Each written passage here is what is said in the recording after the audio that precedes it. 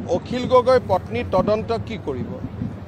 ইয়াতেতো আজি ৰাইজে নিজে কৈ আছে যে তেওঁ হায়াৰ সেকেন্ডাৰীত সেকেন্ড ডিভিজন পাইছিল এগৰাকী ঢেকিয়াজুলি কলেজৰ প্ৰফেছৰে নিজে কৈ আছে যে তেওঁতকৈ মোৰ মাৰ্কশিটখন ভাল আছিল তদন্তটো নিজেহে নিজক কৰিব লাগে এতিয়া সেইটো ইনকুৱাৰী সেইটো সময়ত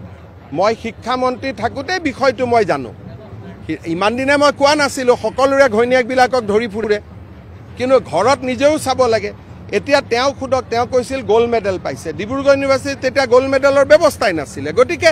এইবিলাকটো তদন্ত কৰিব নালাগে এইবিলাক জল পটপট কৰি ওলাই আছে এটা নৈতিকভাৱে নিজৰ দায়িত্বটো নিজে ললেই হ'ল